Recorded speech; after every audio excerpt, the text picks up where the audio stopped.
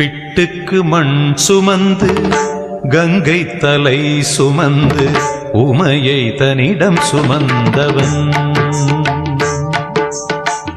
பிட்டுக்கு மண் சுமந்து கங்கை தலை சுமந்து உமையை தன்னிடம் சுமந்தவன்.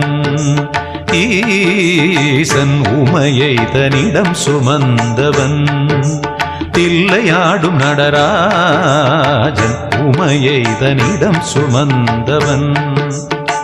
பூதகணத்தலைவன் நாட்டியத்தின் முதல்வன் கைலயங்கிரி இறைவன் கைலை வாழும் சிவன்.